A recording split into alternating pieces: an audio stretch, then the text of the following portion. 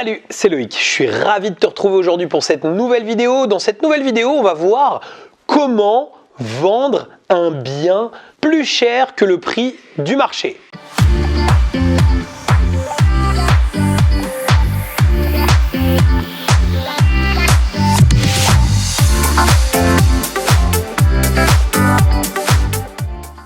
Alors juste avant de démarrer, je vais t'inviter à t'abonner à cette chaîne, rejoindre des milliers d'investisseurs qui l'ont déjà fait. Pour ça, tu as juste besoin de cliquer sur le bouton s'abonner qui est apparu dans cette vidéo ou bien juste en dessous de la vidéo, et surtout, n'oublie pas la petite cloche pour être prévenu à chaque fois que je publie une nouvelle vidéo. Je vais te mettre aussi un lien vers le guide de l'investissement, ce guide PDF qui te permet de pouvoir démarrer sereinement des investissements rentables. Il y a plusieurs moments où on peut être amené à vendre un bien. Ça peut être une résidence principale que tu as achetée il y a quelques années, ça peut être un bien immobilier que tu vas vendre pour arbitrer ton patrimoine, ou bien ça peut être tout simplement un bien que tu as décidé de vendre suite à un achat-revente. Mais il y a des petites techniques, des choses qui font qu'on va pouvoir vendre plus cher un bien, qu'on va pouvoir créer le coup de cœur, et c'est ce que je vais t'expliquer dans cette vidéo. D'abord, si tu veux, pourquoi vendre un bien au-dessus du prix du marché? Tout simplement parce que le meilleur moment pour gagner de l'argent avec un bien immobilier, c'est évidemment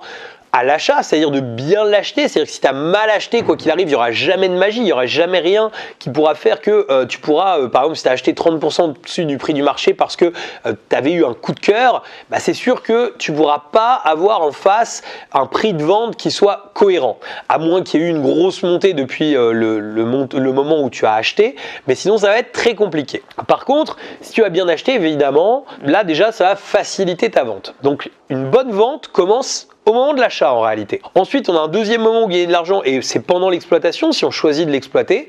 Et surtout, il y a un troisième point, c'est au moment de la vente. Donc la première base, la toute première base pour bien vendre un bien, c'est de bien l'acheter. Ensuite, la deuxième chose qui est importante quand tu vas vendre un bien, c'est qu'il faut vendre un bien qui n'ait aucun reproche, qui n'ait aucun défaut apparent.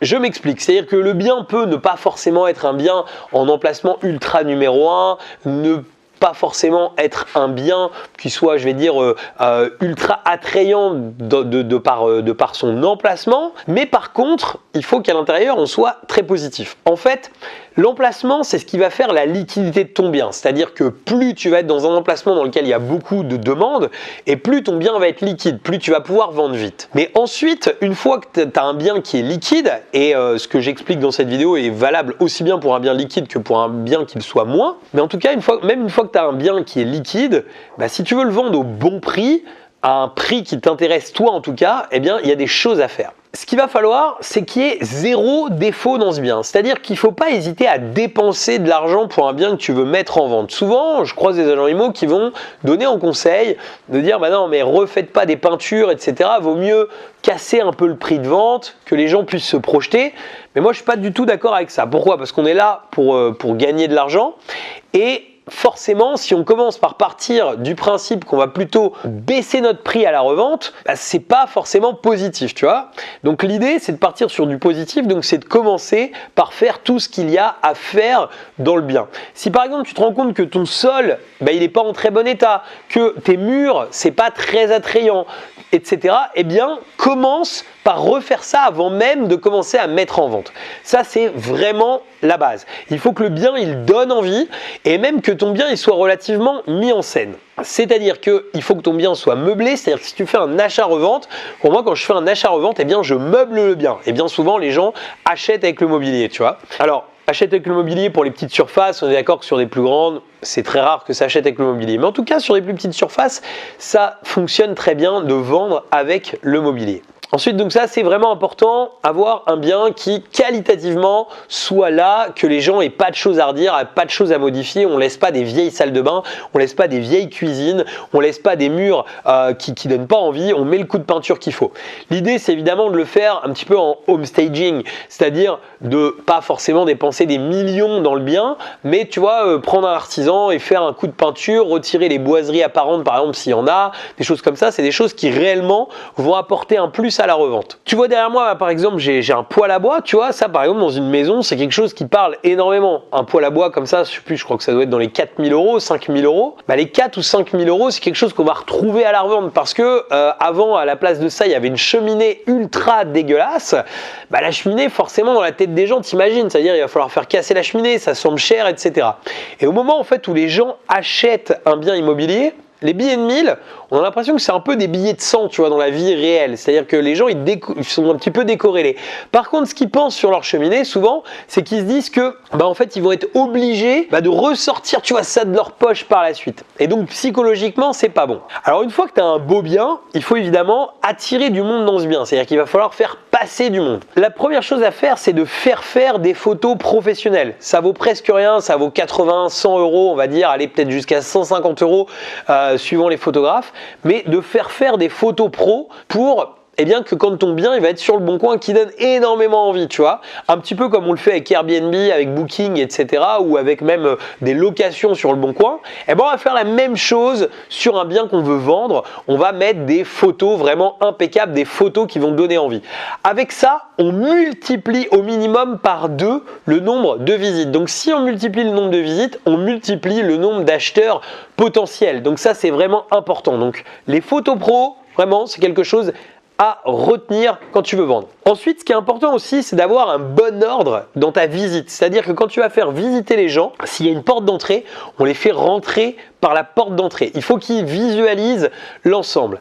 Si tu as une perle rare, quelque chose qui est vraiment top et que tu as la possibilité de ne pas le faire voir en premier, c'est pas mal. C'est-à-dire que tu peux très bien faire voir les chambres par exemple en premier et ensuite faire voir le salon. En tout cas, il va falloir que tu choisisses un ordre qui fasse que dans le cerveau des gens, ils montent crescendo, tu vois, dans le côté agréable. Et les gens, il va falloir qu'ils se souviennent de ton bien. En fait, ce qu'il faut que tu comprennes, c'est que les gens, souvent, ils vont visiter un petit peu tous les biens. Alors, je prends par exemple, tu vois, un effet sur une résidence principale. En tout cas, en général, les gens visitent plusieurs biens. Ils font des achats des fois très vite, mais en général, ils visitent plusieurs biens. Donc, s'ils visitent plusieurs biens, il faut qu'ils se souviennent de ton bien, tu vois, il faut qu'ils l'aient en tête. Donc, il y a une bonne solution pour ça. C'est quelque chose que j'appliquais pas jusqu'à maintenant, mais qu'un ami m'a donné il y a peu et que je trouve vraiment puissant. C'est tout simplement de faire une petite fiche descriptif, tu sais, comme le font les agences, c'est-à-dire que finalement les agences le font, alors pourquoi est-ce que toi, si tu vends par toi-même, tu ne le ferais pas? Tu fais une petite fiche descriptive avec 2-3 photos de ton bien et en dessous tu vas marquer le prix, la superficie, etc., etc. Si tu veux savoir comment faire, c'est très simple, tu vas visiter avec une agence et tu prends une de leurs feuilles agence, tu copies-colles plus ou moins ce qu'ils font, ce sera tout à fait adapté. Mais en tout cas, ce qu'il y a, c'est que les gens, ils repartent avec un document, donc ils aient ça en tête de façon à ce qu'ils n'oublient pas ton bien. Voilà, en fait l'idée de tout ça, c'est de pouvoir créer le coup de cœur autour de ton bien que tu as à vendre, de façon à pouvoir aller plus loin. Et je vais te donner un dernier tip, ce qui peut très bien fonctionner. Si par exemple aujourd'hui, tu veux arbitrer ton patrimoine et que par exemple tu veux arbitrer un appartement qui est loué aujourd'hui par exemple en courte durée, ou qui est loué en colocation, ou qui est loué en fait dans un mode d'exploitation qui apporte une bonne rentabilité, une meilleure rentabilité que si c'était juste un bien qui était exploité un petit peu de manière classique.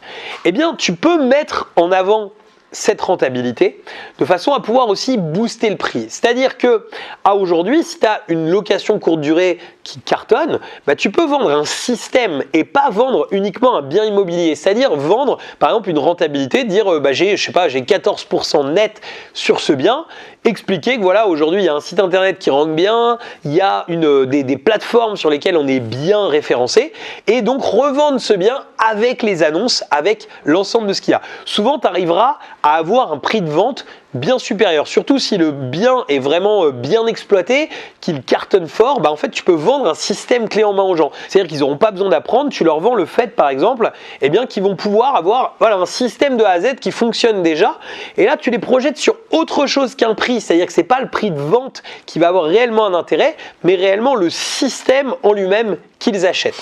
Voilà. Je t'ai donné quelques tips qui vont te permettre de pouvoir vendre plus cher ton bien immobilier. J'espère que cette vidéo t'a plu. Comme tu l'as regardé jusqu'au bout, je vais te mettre un bonus spécial qui sont les 5 piliers qui font d'une location courte durée une véritable cash machine. Je te mets aussi un lien pour pouvoir t'abonner à cette chaîne et un lien vers la playlist Les conseils immobiliers. Je te dis à très bientôt pour de nouvelles vidéos.